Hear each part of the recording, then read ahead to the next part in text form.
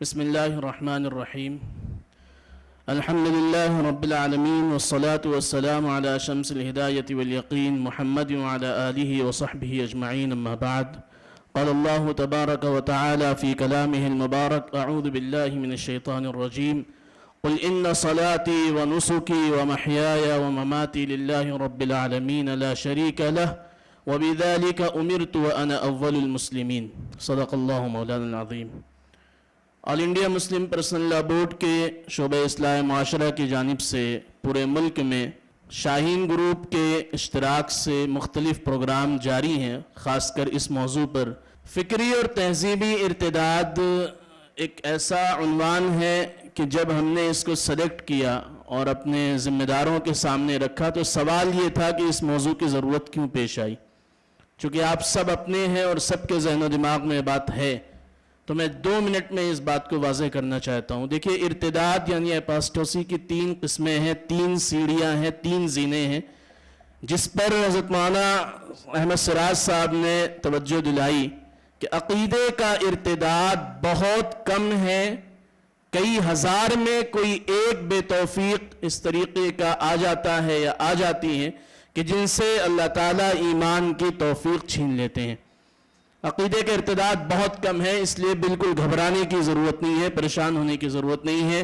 ملت اسلامیہ ہند اپنے پورے شناخت، اپنے شعار، اپنے پہچان اور اپنی آئیڈینٹی کے ساتھ اس ملک میں ہزاروں سال سے تھی، ہے اور رہے گی انشاءاللہ.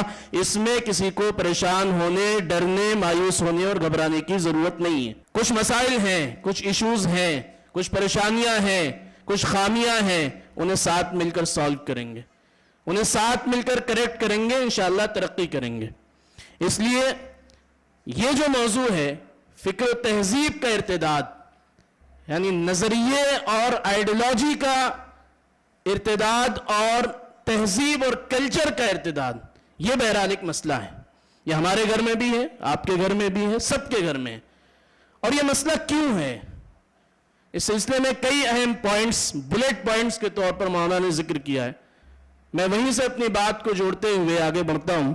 جب ہم اپنے گھر میں کسی بچے یا بچی کے ولادت کے بعد اس کا ایک اسلامی نام رکھتے ہیں، اس کے کانوں میں اذان دیتے ہیں، تو ہم یہ اعلان کرتے ہیں کہ ہمارا یہ بچہ اور ہماری یہ بچی مسلمان ہے.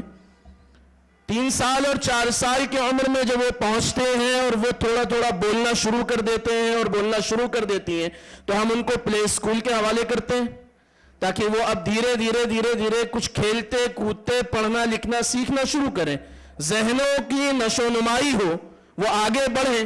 4 سال 5 سال کی عمر تک انہیں ہم ایسے سسٹم کے حوالے کرتے ہیں، ایسے سلیبس اور ایسے نظام کے حوالے کرتے ہیں کہ جس نظام اور سلیبس میں ان سے روز صبح پریئر کے نام پر اور مختلف چیزوں کے نام پر وہ سارے کام کرائے جاتے ہیں جو ان کچے ذہن و دماغ کو یہ فرق نہیں کرنے دیتا کہ ایشور، اللہ، گاڈ اور بہت سارے نام لے کر عقیدہ توحید میں سین ماری کی جا رہی ہے. تو عقیدہ توحید کے بگاڑنے کا سلسلہ ہم نے اپنے گھر سے شروع کیا.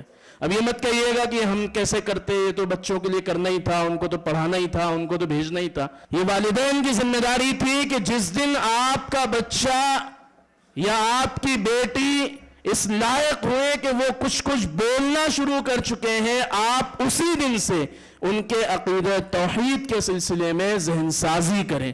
اس کے لیے پہلے خود سیکھنا پڑے گا، اس کے لیے پہلے خود سمجھنا پڑے گا.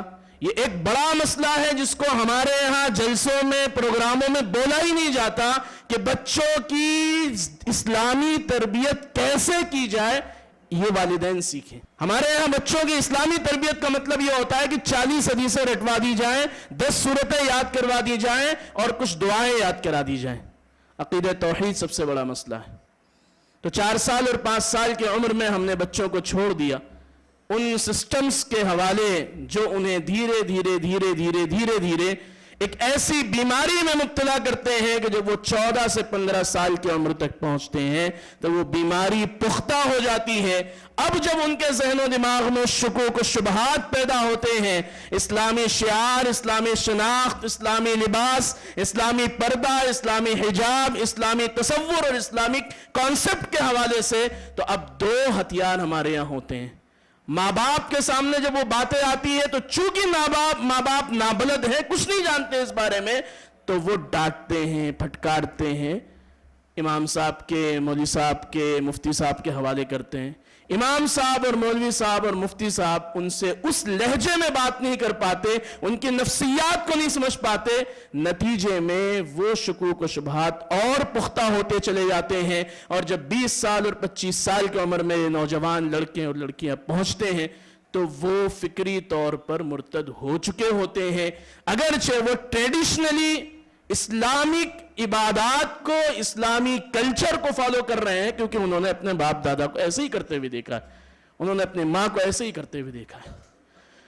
تو سب سے پہلی چیز جو اس فکری ارتداد کا بنیادی مسئلہ ہے وہ ہے ہمارے گھروں میں ہماری تربیت کا طریقہ کار. ایک پہلو یہ ہے.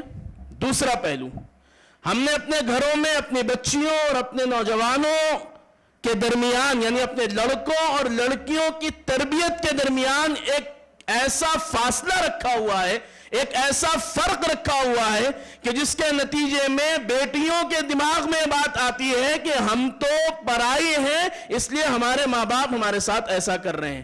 بیٹا چونکہ ان کو کما کر دے گا، اس لیے کبھی رات کے 2 بجے روز اس بہن کو، اس بیٹی کو یہ محسوس ہوتا ہے کہ اماں نے اور ابا نے بھیا کو کچھ نہیں کہا اور مجھے اتنا زد و کوب کیا، نتیجے میں بغاوت آتی ہے. مائیں اور بہنیں اور والدین اس بات پر توجہ دیں. دونوں کے ایمان کی حفاظت کی ذمہ داری والدین کی ہے، اس لیے یہ بھی ہمارے ہیں اور یہ بھی ہمارے ہیں. اس کو یہ کہیے کہ اگر تم پوری رات اس طریقے سے جاگتے رہو گے تو تم جوانی میں بوڑھے ہو جاؤ گے. سب سے پہلی بات جو مجھے عرض کرنی تھی وہ ہمارے یہاں تربیت کے دورخے پن پر تھی کہ ہم تربیت کرتے ہوئے دونوں میں تفریق کرتے ہیں. ہم آج کے اس نشست سے اور اس سے پہلے کی جتنے بھی پروگراموں میں ہم نے بات رکھی ہے، یہ عرض کی ہے اور ماؤں اور بہنوں سے اور والدین سے خاص کر یہ عرض کرنا چاہتے ہیں کہ اپنے بچوں کو جب تک وہ مکمل طور پر شعور کے پختہ نہ ہو جائیں، ان پر نگاہ رکھیے کہ وہ کیا کر رہے ہیں، کہاں جا رہے ہیں، کس کے ساتھ مل رہے ہیں. جب ہم اپنے بچوں کو 3 سال 4 سال 5 سال کی عمر میں عقیدہ توحید، عقیدہ رسالت اور موت کے بعد اٹھائے جانے کے عقیدے کو دھیرے دھیرے دھیرے دھیرے گھٹی کے طور پر گھول کر پلا دیں گے تو کوئی ایک تنظیم، ایک آرگنائزیشن، ایک سوسائٹی نہیں بلکہ پوری دنیا مل کر اگر اس کے عقیدہ توحید پر ڈاکہ ڈالنا چاہے، کوئی اس کو مسلمان ہونے سے روک نہیں سکتا. حضرت سعد بن وقاص رضی اللہ تعالیٰ عنہ کی مشہور حدیث ہے، اللہ کے رسول نے فرمایا تھا کہ سعد، اگر تمہیں آگ میں جلا دیا جائے یا تمہیں تلواروں کے سائے پر لیٹنے کی نوبت آ جائے تب بھی تم ایک اللہ کے عقیدے سے مت پھرنا. یہ اس لیے کہا گیا تھا کہ ہم اپنے بچوں کے ذہن و دماغ میں یہ بات شروع سے پیدا کریں کہ اللہ ہمارے لیے جو نظام بناتے ہیں، جو قانون بناتے ہیں، وہ لا آف نیچر ہے. اب آ جائیے دوسری بات کر لیتے ہیں. تربیت کا ہی ایک دوسرا پہلو یہ ہے کہ ہم یہ سوچتے ہیں کہ ابھی یہ ہمارے چھوٹے چھوٹے بچے، اگر ان کو ہم کچھ کہیں گے ناراض ہو جائیں گے، اماں ابا ناراض ہو جائیں گے، دادی دادا ناراض ہو جائیں گے، پھوپھا پھوپھی ناراض ہو جائیں گے، تو ہم ان کو چھوٹ دیتے ہیں. دادا دادی اور نانا نانی جو پہلے اسلامی قصے اور کہانیاں سنا کر، ٹوک کر، روک کر شروع سے مسلم بچوں کے ذہن و دماغ کو اسلامی شناخت، اسلامک آئیڈینٹی اور اسلامی لباس کو اپنانے کے لیے تیار کرتے تھے، اب وہ یہ کہنے لگے ارے چھوڑو ابھی تو بچہ ہے. اور وہ نتیجتاً 15 سال 16 سال 17 سال 20 سال کی جوانی کی عمر تک پہنچتے ہوئے وہ تقریباً ننگے ہو چکے ہوتے ہیں لباس میں، وہ تقریباً بے حیا ہو چکے ہوتے ہیں سماج میں، لیکن ہم نے اپنے دسترخوان میں، اپنے ڈائننگ روم میں، اپنے لیونگ روم میں، اپنے بیڈ روم میں، ہر جگہ ان کو اس طریقے سے نارمل کر دیا کہ وہ جو کلچر گھر سے سیکھے ہوئے ہیں وہی سماج میں جا کر اپنا. اس لیے پہلا دن جب آپ کی بیٹی یا آپ کا بیٹا کوئی اس طریقے کا لباس پہنے، اسی دن آپ اس کا ہاتھ پکڑ کر سمجھائیے کہ بیٹا اسلامی لباس یہ ہے، یہ سطر ہے، یہ تمہارا کرنے کا کام ہے. کچے ذہن میں ان کے دل و دماغ میں بات ڈالنی ہوگی کہ یہ اسلامی پہچان اور آئیڈینٹی تمہارے لیے فخر کا سبب ہے، تمہیں پراؤڈ فیل کرانا مقصد ہے اللہ کا کہ تم اپنی شناخت اور اپنی آئیڈینٹی کے ساتھ اس دنیا میں جب تک رہو تب تک زندہ رہو انشاءاللہ. آج بٹھائیے اپنے لڑکے کو اور کہیے کہ بیٹا وہ کپڑے جو تمہیں اپنے پاس اپنے جسم کی نمائش کے لیے رکھے ہوئے ہیں، جس میں تمہاری آستین پھٹی ہوئی ہے، جس میں تمہاری باہیں کھلی ہوئی ہیں، جس میں تمہارے گھٹنے کھلے ہوئے ہیں، وہ جو ریپڈ جینس ہیں وہ لاؤ ہمارے حوالے کرو، ان سے لے لیجئے. اور اگر اس سختی میں آپ چاہیں تو اس کو جلا دیجئے، ویسٹ کر دیجئے، اس کو ختم کر دیجئے. ہو سکتا ہے آج برا لگے، لیکن جب یہ ماں باپ بنیں گے یہ اپنے بچوں کی تربیت ایسے ہی کریں گے. ان کو یاد رہے گا کہ اماں ابا نے بٹھا کر ہم سے وہ چیز چھین لی تھی. میں اس لیے کہہ رہا ہوں کہ اب پانی سر سے اوپر جا چکا ہے. مسلم بچیوں کی طرف اٹریکشن اس لیے زیادہ ہے کیونکہ وہ سارے کپڑے پہننے لگے ہیں جو ویسٹرن کلچر نے تھمائے ہیں زبردستی کر کے. اور بایولوجی کا اصول ہے، یا ڈاکٹرز بیٹھے ہوئے سب جانتے ہیں، نفسیات کے ماہر لوگ ہیں، کہ اٹریکشن جب پیدا ہوتا ہے اور اس کو فوری طور پر آپ نہ روکیں تو وہ اٹریکشن ریلیشن تک پہنچاتا ہے. اور ریلیشن اسلام میں نکاح کے بغیر کسی بھی طریقے کا ہو حرام ہے، دو غیر محرموں کے درمیان. اس لیے سختی کیجئے. کون کون تیار ہے اس کے لیے؟ تیسری بات، ارتداد کے زینوں پر لے جانے والا جو تیسرا عمل ہمارے سماج میں ہو رہا ہے، ابھی مولانا نے ذکر کیا ہم سے پہلے کہ فائنینشل ایشوز ایک بہت بڑا مسئلہ ہے. فائنینشل کرائسس ایک بہت بڑا مسئلہ ہے ارتداد تک بچیوں کو لے جانے کا. کیوں آ رہا ہے فائنینشل کرائسس؟ آج سے پہلے بھی غربت ایسی ہی تھی، غریبی ایسی ہی تھی. مسلمانوں میں ایک بڑا طبقہ پہلے بھی مزدوری کر رہا تھا، آج بھی مزدوری کر رہا ہے. آج ہی یہ محسوس کیوں ہونے لگا کہ صاحب فائنینشل کرائسس ہے اس لیے ارتداد کے واقعات بڑھ رہے ہیں؟ ہماری 3 خامیاں ہیں، جن 3 خامیوں کی وجہ سے یہ اقتصادی نقصان اور یہ فائنینشل کرائسس ہمارے اوپر ہم کو محسوس دینے لگا ہے. بہت دل سے تینوں باتوں کو سن لیجئے. نمبر 1، ہر باپ کو اور ہر ماں کو اس کے گھر میں بیٹی پیدا ہوتے ہی سب سے پہلے کیا فکر ہوتی ہے؟ کوئی ایک صاحب بتائیں. شادی کیسے کریں گے؟ اس میں کسی مولوی کی ذمہ داری نہیں ہے، یہ سماج کے ہر فرد کی ذمہ داری ہے، ہر گھر کی ذمہ داری ہے، ہر مالدار اور غریب کی ذمہ داری ہے. شادی کے نام پر جو میگا سیلیبریشن ہم نے بنا رکھا ہے، کروڑوں روپے ہمارے پاس ہونے چاہیے تبھی ہم شادی کریں گے.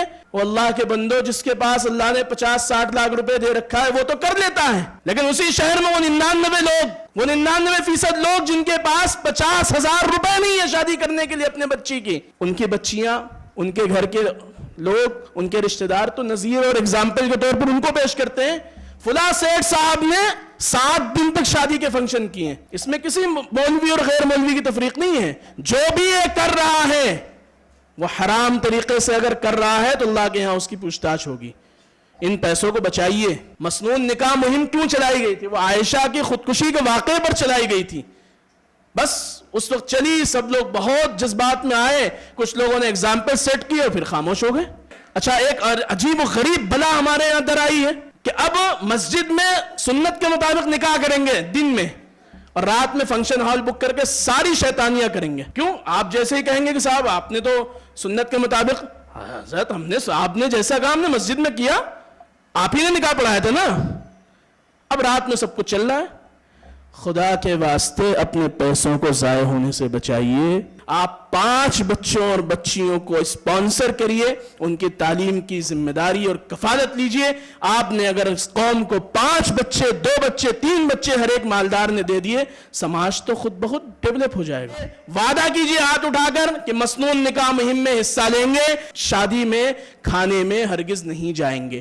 محلے کے ذمہ دار جب اس کا فیصلہ کر لیں گے نا، وہ محلے کے 2 گھرانے جن کے والد کا انتقال ہو گیا ہے، 4 بیٹیاں ابھی بیٹھی ہوئی ہیں، ماں پریشان ہے، برتن دھل رہی ہے، گھروں میں جا جا کر سنگ اور سموہ سے قرضہ اٹھا رہی ہے صرف اس لیے تاکہ بیٹیوں کی شادی ہو جائے۔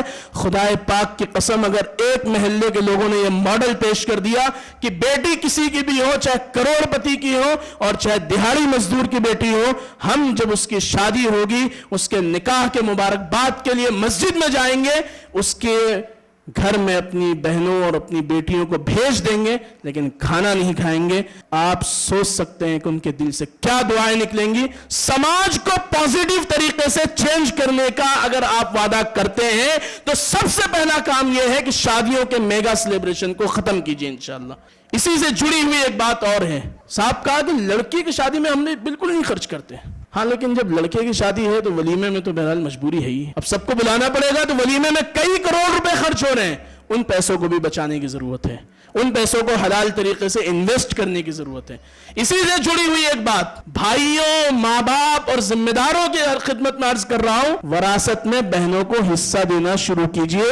ارتداد کے فکری ہو، تہذیبی ہو، عقیدے کا ارتداد ہو، ہزاروں بیماریاں ختم ہو جائیں گی، اور یہ جو چھٹ پٹ واقعات آپ کو سننے کو مل رہے ہیں یہ بھی انشاءاللہ نہیں سننے کو ملیں گے۔ وہ جو وراثت کو ڈکارنے کا مزاج بھائیوں نے اور لوگوں نے بنا لیا ہے، اس کے نتیجے میں سماج کی بیٹیاں اور بہنیں اپنے پیروں پر نہیں کھڑی ہو پا رہی ہیں، اور نتیجے میں لڑکیاں نفسیاتی طور پر جلدی ڈپریس ہو جاتی ہیں، جلدی اپنے اوپر پریشر حاوی کر لیتی ہیں، اور پھر وہ سارے کام ان سے ہوتے ہیں جو نہیں ہونے چاہیے۔ میں اشارے میں بہت ساری باتیں کہہ رہا ہوں۔ مسجدوں کا صحیح استعمال سماج کے ہر فرد کی ذمہ داری ہے۔